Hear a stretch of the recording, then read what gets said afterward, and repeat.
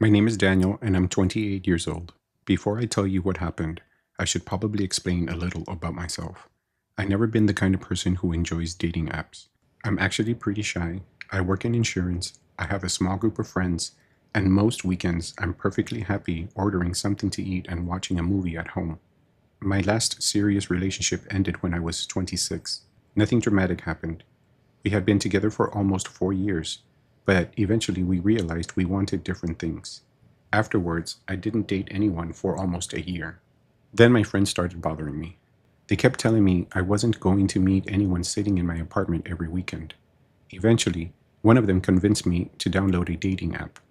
For the first couple of months, nothing really happened. I'd match with someone, we'd exchange a few messages, then the conversation would disappear. I'm sure anyone who used one of these apps knows exactly what I'm talking about. Then I matched with, I'll just call her Vanessa. She was 27. Her profile said she worked at an elementary school. She liked old movies, Mexican food, dogs, and apparently hated people who talked during movies. That last part actually made me laugh. I sent her a message about it. She responded almost immediately. After that, we talked every day. Vanessa was easy to talk to. She was funny, sarcastic. She asked questions instead of giving one word answers. After about a week, I asked if she wanted to meet. She suggested a small Italian restaurant about 20 minutes from my apartment. Friday night, 7:30. I agreed. Friday came, I almost canceled. Not because of Vanessa. I just hate first dates. There's something uncomfortable about sitting across from a stranger while both of you silently decide whether you like each other. But I went. I arrived around 7:15. The restaurant wasn't fancy. Dim lighting, candles on the table, quiet music. There were maybe 15 or 20 people inside. I texted Vanessa that I had arrived, and she responded, "Be there in 5." About 10 minutes later, she walked in, and I recognized her immediately. She saw me, smiled, and walked over. Everything felt normal. She sat across me, and we ordered drinks. For the first 10 minutes, the date actually went very well. She told me about her dog. I told her about the time my brother accidentally locked himself outside wearing nothing but gym shorts during winter. She laughed so hard she almost spilled her drink. I remember thinking, maybe this is actually going somewhere. Then something changed. Vanessa stopped laughing. Her eyes moved past me, towards something behind my shoulder. I turned slightly. There was a table behind me with an older couple eating dinner. Nothing unusual. I looked back at Vanessa. "You okay?" She blinked. "Yeah." Then she smiled. It wasn't the same smile. It looked forced. We continued talking, and maybe about 2 minutes later, her eyes moved behind me again. This time, she stared longer. I stopped talking. "What?" "Nothing," she said. "You keep looking behind me." And she shook her head. "I'm sorry." I joked that maybe she had spotted someone she knew. She didn't laugh. Instead, she picked up her water and took a long drink. Her hands were shaking. That was when I started getting uncomfortable. "Vanessa, seriously, what's wrong?" She looked at me, then behind me, then back at me. "Did you come here alone?" I laughed. "Yeah." "No, I mean," she lowered her voice. "Did anyone come inside with you?" I stared at her. "No." She nodded slowly. "Okay." Then she looked behind me again. At that point, I turned completely around. The older couple had left, and the table behind me was empty. Beyond it was a hallway leading towards the bathrooms. I turned back. "There's nobody there," Vanessa whispered. "I know." That answer gave me chills. "What do you mean you know?" She didn't answer. The waiter arrived with our food. For the next few minutes, Vanessa barely spoke. She kept looking towards the hallway. Eventually, I asked, "Do you want to leave?" She immediately said yes. We asked for the check. While we waited, Vanessa leaned forward. "Daniel." "Yeah." "Promise you're not going to think I'm crazy." That is never something you want to hear from a first date. I smiled nervously. "I'll try." She didn't smile.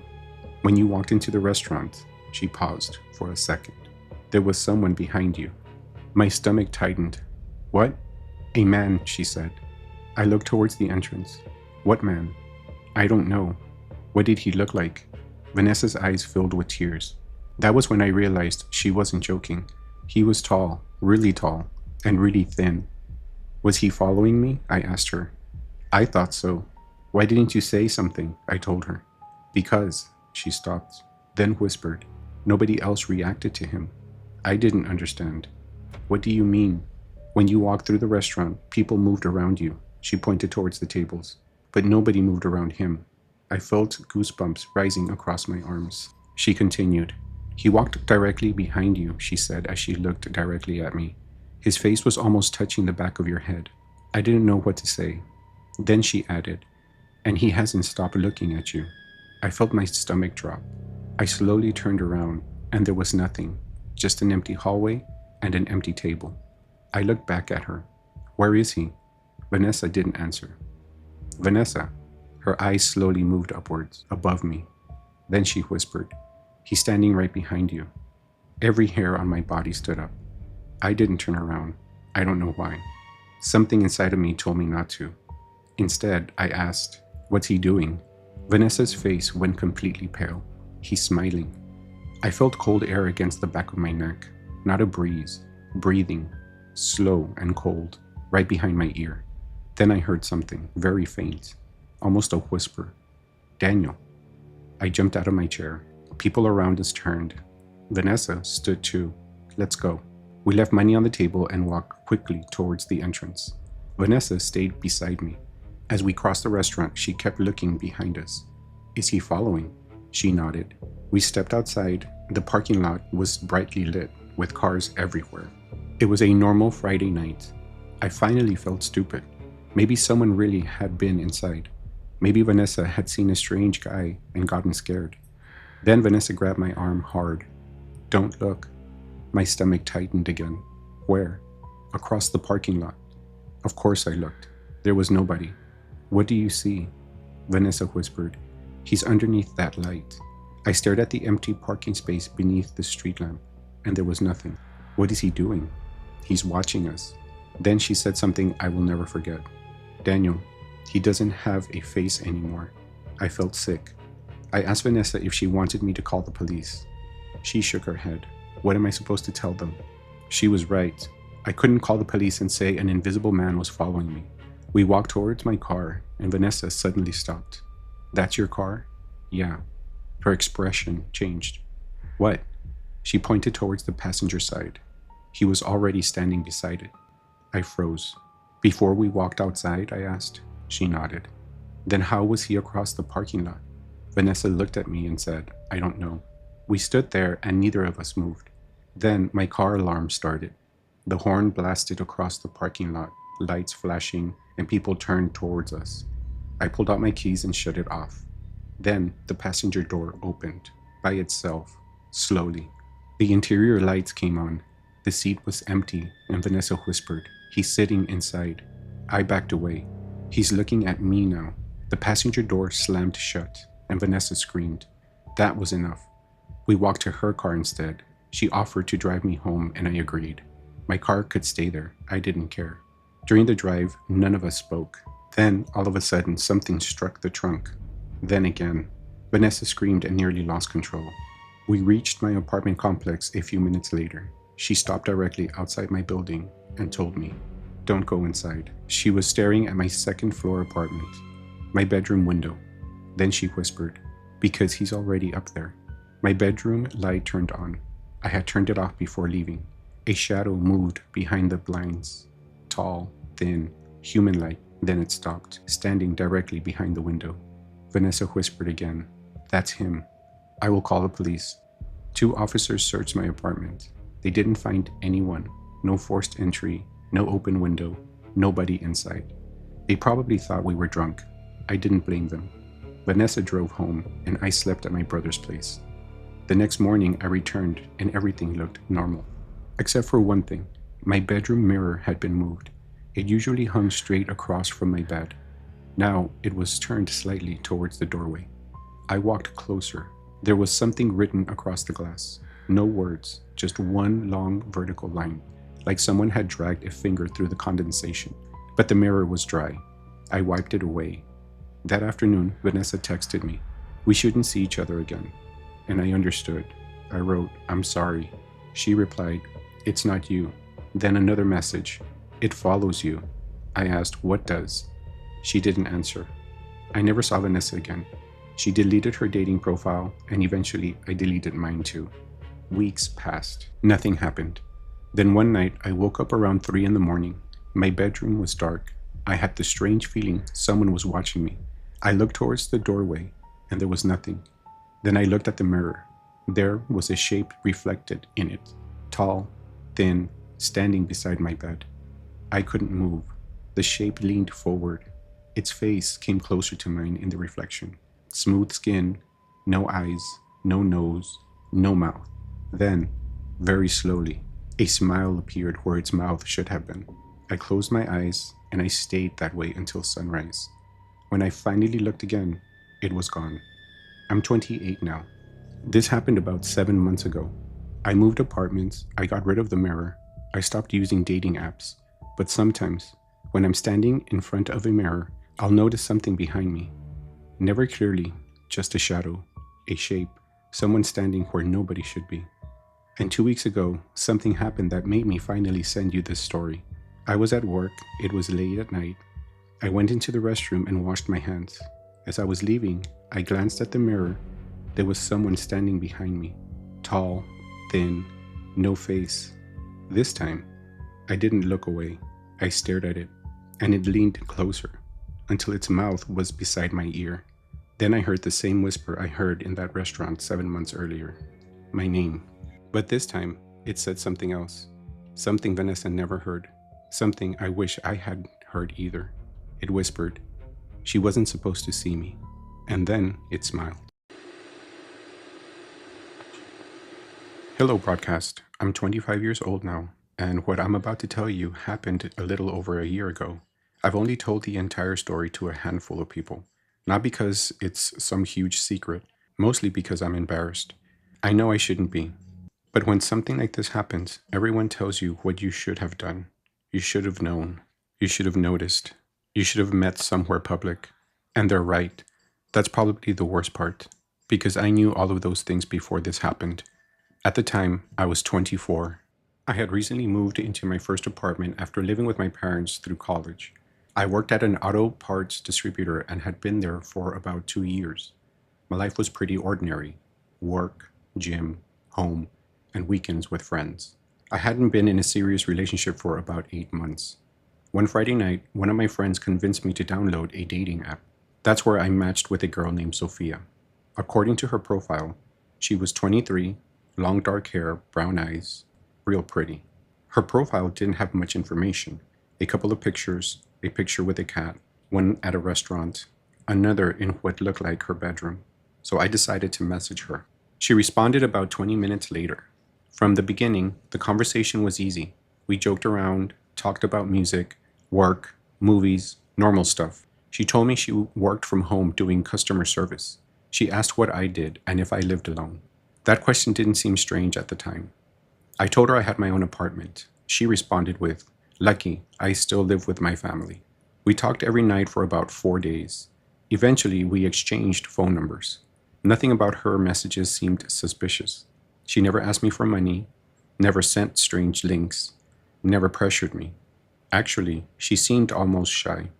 Tuesday night was when she asked, "So when are you actually going to ask me out?" I laughed. I asked if she wanted to get dinner Friday. She said maybe. Then she suggested something else. She said her family would be gone Friday night and asked if I wanted to come over. I hesitated. I suggested we meet somewhere first. She teased me about it. "What? Are you scared of me?" I wrote, "Maybe. You could be a serial killer." She responded with laughing emojis. Then she messaged, "I promise I won't murder you." Reading that now makes my stomach turn. Friday came. We texted throughout the day. At around 8 that evening, she sent me an address. It was about 30 minutes away. I remember checking the neighborhood on my phone. It wasn't somewhere I knew, but it didn't look particularly dangerous. Mostly older houses. Before leaving, my roommate asked where I was going. I said, "Meeting somebody." He smiled. "Dating app?" I nodded. He told me, "Don't get murdered." I laughed. I wish I had told him the address, but I didn't. The drive took about 35 minutes. As I got closer, the neighborhood changed. The houses became older, smaller. Some were well maintained, and others weren't. The street Sophia had sent me was especially dark. Most houses had porch lights. The house I was looking for didn't. I passed it the first time. I checked the number and circled back. It was a small one-story house. Faded paint, chain link fence, 2 cars parked along the side. One looked like it hadn't moved in months. The lawn was overgrown near the fence. I sent her a text, "I'm outside." She responded almost immediately. "Come in, door's open," she replied. That bothered me. I wrote back, "Come outside." She responded, "Why? Come inside." I sat in my car because something felt wrong. Not terrible, just uncomfortable. I considered leaving. Then the front porch light turned on. The door opened and a woman stepped outside. It was Sophia, or at least she looked enough like the pictures that I assumed it was her. She smiled and waved. That made me relax.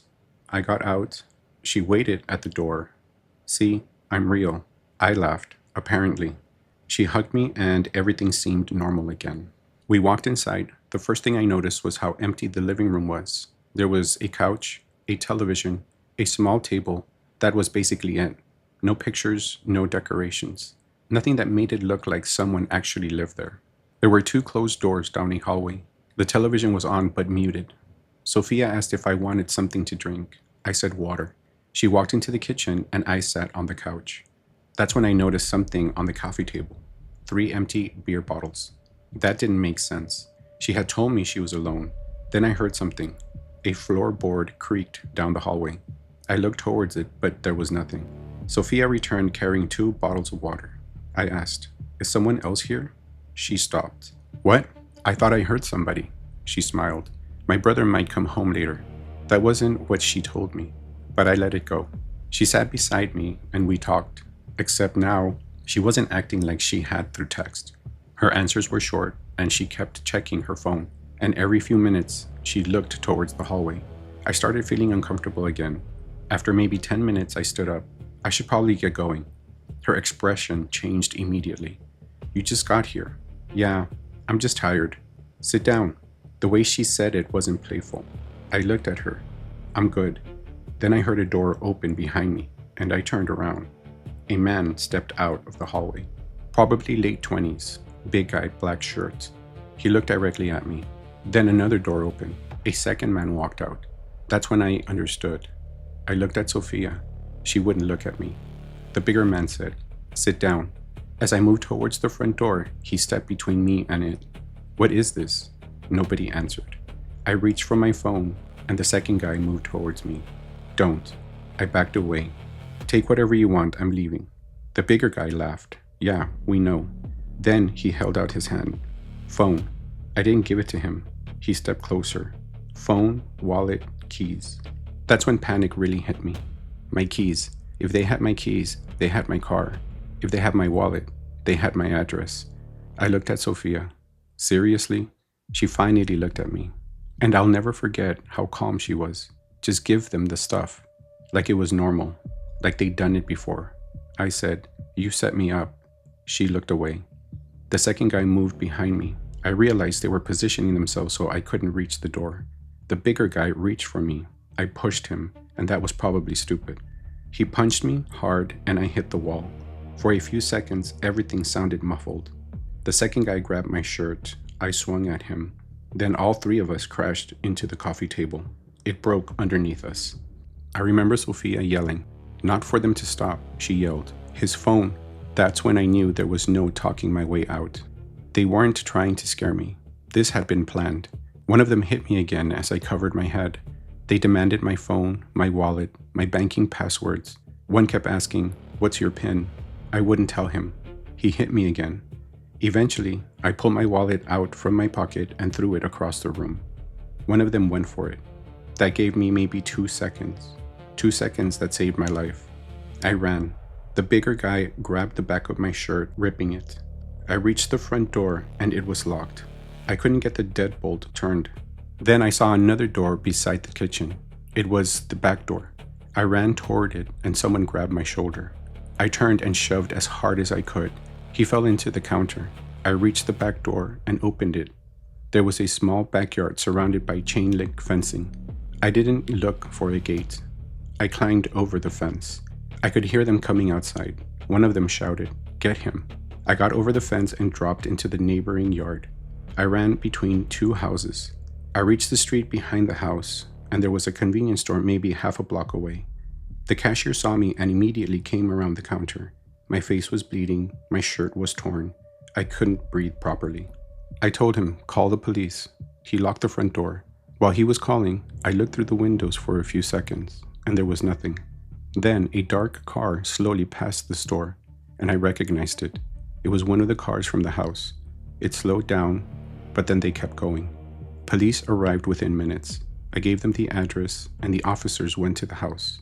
But there was nobody. The house was empty. Sophia was gone. The men were gone. My car was still parked outside, but my phone and wallet were missing. Police eventually discovered something else. The woman who called herself Sophia didn't live there. The house was a rental that had apparently been vacant. Someone had gotten access to it. The dating profile disappeared the same night, and the phone number she used was disconnected. Police told me they couldn't confirm whether they were actual pictures of her.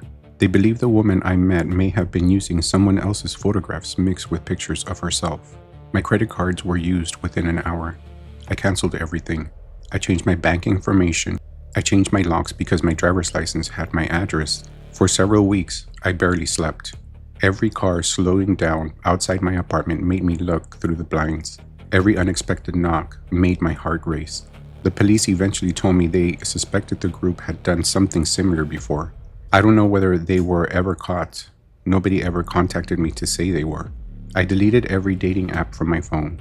For almost a year, I refused to use them. Eventually, I started dating again. But I have rules now. I don't care how long we've been talking. I don't care how nice someone seems. I don't care if we video chatted. The first meeting is always somewhere in public and I drive myself. Someone knows where I am, and nobody gets my home address until I know them. Because the thing I think about most isn't getting punched. It isn't losing my wallet. It isn't even climbing that fence. It's those 10 minutes on the couch. Because every time Sophia looked towards the hallway, someone was behind those doors, waiting, listening to us talk, waiting for me to relax. And the entire time I thought I was on a date, I was actually sitting inside a trap. And that brings us to the end of tonight's broadcast. And a reminder that sometimes the person waiting on the other side of the screen may not be who or even what you expected. So tonight, I leave you with one question. Which story frightened you more? The one that couldn't be explained or the one that could? Let me know in the comments. And if you ever had a strange, frightening, or unexplained experience after meeting someone online, I'd love to hear your story. It could become part of a future broadcast. Email me at tonightbroadcast77@gmail.com. And if you enjoyed tonight's stories, don't forget to like the video and subscribe to tonight's broadcast, A Place for Stories. Until next time, be careful who you trust, be careful where you agree to meet, and remember, sometimes the scariest part of meeting a stranger is finding out who was really waiting for you. Until the shadows call again, good night.